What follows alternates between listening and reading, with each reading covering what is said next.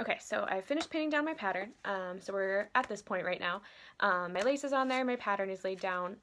This pattern is obviously a little bit sloppy. It's a little bit crazy. It would be tricky if you were like ventilating for the first time with like darker hair. Trying to see it over the Sharpie is not necessarily the easiest thing in the world. So just know that this method of creating a pattern is not necessarily like the only method that there is.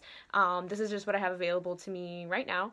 Other places that I've worked, you can use those like wax crayon like pencil sort of things that I can't think of the actual name for. People will do that. They'll mark the pattern out on here with those. Like they'll kind of transfer it once I've taken it from somebody's face, and then you can actually take like a colored thread as well and just kind of like thread the pattern in there for facial hair. That's a really popular thing that a lot of places do, but this is like the first way that I learned how to do it. It's simple. These are things that most people have. Probably if you have like a basic sewing and wig making kit that you're gonna have available to you. Like I said, I don't do this all the time, so I don't keep a lot of the super fancy materials or just like very like wig specific materials around me. But this is how I've always made my facial hair, unless I've been working at a place that's had the other things available to me, and it's always worked out.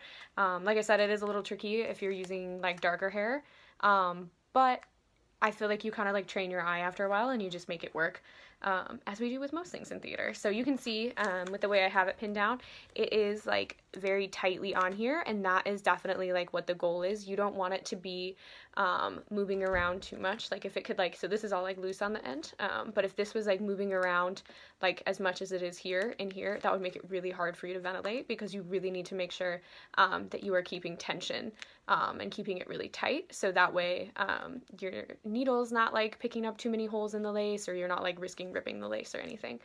So once you're at this point, you are basically almost ready to start ventilating.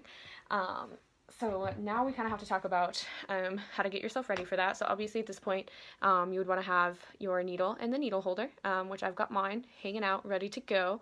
And then the next thing you need to do is figure out hair. So I'm going to use a synthetic hair, but it's in a really bright color, so I feel like that's going to be the easiest to see for this type of a demo. So synthetic hair is not necessarily like my favorite thing to ventilate with, but I think using like a more vivid color of hair, and whether that's like pink or it's like a red or something like that, when you are first learning how to do it, is probably your best bet and a little bit easier. And I will also say that the lace that I am going to be doing this demo on is technically like more of like a fronting, like a film lace. So it is going to be a little bit smaller than what I first learned on when I did learn, but again, I'm kind of in my like homemade wig shop land, so I only have so many things. But just know that if you are able to like learn on something that's like a slightly like larger lace and you have like a crazier color of hair or something like that, it's going to be probably a little bit easier for you to learn than if you're doing it with like white hair on this like white canvas block and it's like the tiniest grade of film lace or something. So try to be kind to yourself if you can. So when you get hair, when you're going to ventilate, it's going to be on a weft like this, which just means it's like attached to something, essentially, to put it really simply. So I'm going to go ahead and cut off a little bit of it. Me personally, I don't like to like ventilate with like huge chunks of hair in my hand. I think it's a little bit easier to do it in like smaller bits, especially when you're first learning, because I feel like it's hard to know how to like keep all of the hair in your hand, but also like be able to ventilate with it at the same time. So I'm just going to take like a small chunk of it, and I'm just going to cut it right from the top of it. And then you want to make sure that you're always aware of what the top of your hair is, so like what the root of it is and what the end of it is, because you don't, especially like with human hair in particular, you want to make sure that the root never ends up like at like the end of the strand. So you want to be like ventilating into a wig, essentially like the same way that the hair would be growing out of the head, if that makes any sense. So you want to be conscious of that. One thing that's a good idea with like most hair is, especially when you're buying it like on wefts like this, you definitely want to like either like kind of like comb through it like with your fingers like I'm doing right now, or like take an actual comb, because there's going to be a lot of like short little pieces that are going to be really frustrating and that you're not actually going to be able to ventilate with when you go to do that. So what I'm going to do is I'm going to kind of like talk through it in this video, and then I'm going to do one that's closer up so that you can actually see like the knot tying and everything. So once you're at this point and you have your hair, you have to make a loop with it. So this, I always call it like a turnover. I think some people call it like a turnaround. But basically the amount of hair that you give yourself when you do this is sort of like what the length of hair is going to be with what you're making. So when you're making facial hair, which is like what we're technically going to be doing, I've worked places where people have been like, well, you can basically like fold it in half because you don't need the hair to be that long. But if you're working on a wig, usually you need to like make a little loop and give yourself quite a bit of hair. Personally, when I'm ventilating, I don't really like to ventilate with hair that's shorter than like 10 inches, just because I think it can get really tricky when you are like turning it over and everything. If the hair is too short, it's just going to be so hard for you to ventilate. Like even if you are making like a shorter piece, I still like to work a little bit longer and then I just trim it to what I need. So I wouldn't recommend, I think I've probably used like some of the like 8-inch packs of like synthetic hair and stuff that you can buy, but I prefer it to be more like 10 inches or 12 inches if possible when I'm working with hair, just so that way it's not just like completely like disintegrating, I feel like, when you try to work with it. So again, what we have to do when we're at this point, we're going to make like a little twist. So you're basically just kind of like looping it over itself, and you just need to end up with something like this. And again, you're going to have lots of little crazy hairs, especially with like synthetic hair. And you want to make sure that you have your little loop, because this loop is how we're going to grab our hair when we're ventilating. I think it's a lot easier if the hair is wet when you are ventilating, so I'll usually either keep like a little spray bottle, or I've worked at some places where they had like a little bowl of water and you dip it in. You don't necessarily want the hair to be like soaking wet, but it really helps control like static electricity, especially too, because depending on like the climate that you're working in, or even just like the time of year, there could be a lot of static electricity. So I would make sure, if you can, to have like a little bit of water, especially when you're first learning how to do it. I think it's going to be a lot easier on you. So another thing that's really important, you want to make sure that you have good light when you're doing it. You don't want to be like super hunched over. I'm super guilty of that. I never really have great posture, I feel like, when I'm ventilating. But really, you are going to be doing yourself a favor, especially if this is something that you want to do for your career. If you're like constantly hunched over and your hands are too tense and too tight, you could end up like really messing up like your muscles, and you're not going to be able to like keep doing this as long as you would want to. So the more you take care of your body and your eyes now, the longer you're going to be able to do kinds of works like this. So just kind of like keep that in mind. Again, I'm really horrible about it. I feel like I sit in some like horrific positions when I'm ventilating. I also keep way too much tension in my hands, but I'm not doing this like 8 hours a day every day of my life. So definitely, if it's something that you think you're going to do all the time, please make sure that you are like taking care of yourself.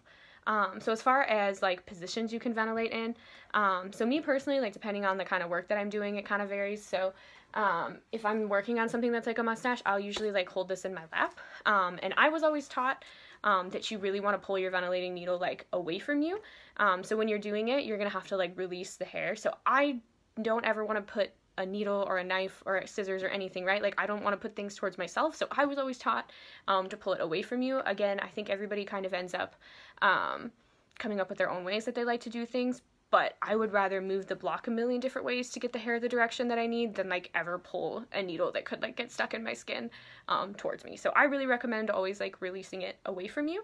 And so you have to think, so with facial hair, and I think facial hair is a good place to start too. Really, if you're just beginning, I would just practice like making some random knots. I would not even try to like make a full piece or anything at first. Definitely, like I would say, and we'll probably do this like in the video, like off to the side, just practice making knots, because you're gonna drive yourself crazy if you're like trying to make it in a shape probably the first time that you do it. And like I mentioned in the other video, I definitely cried the first time I learned how to ventilate, and I like could not understand it for the longest time, and then one day it really just like clicked. So it is one of those things. Sometimes some people will get it right away, some people won't, and it's something that I really love to do now. I think it's fun, so definitely just like give it a chance. If it is frustrating at first, if you get it right away, that's awesome, and you are very, very lucky, because not everybody does. But don't give up on it, just if it's not like great the first time you do it. But you want to make sure, though, like I said, that you're holding it in like the proper direction too. So not only do I want to be like releasing the hair away from me, but if I'm ventilating, and I want to make sure that I'm releasing the hair in the direction that I want it to fall to. So with facial hair is not going to be growing up, right? So when I'm holding it, I don't want to be like holding this upside down and having the hair go upside down because then it's not going to lay as flat. So when I hold my block when I'm going to be doing this mustache, I'm going to be holding it like this way in my lap, so that way when I'm ventilating, the hair is going to be going down, especially for like the center parts, and then I usually just kind of like slightly turn it because I'm like, oh, okay, like once it gets more to like this part of my face, the hair is going to be slightly like angled and growing down.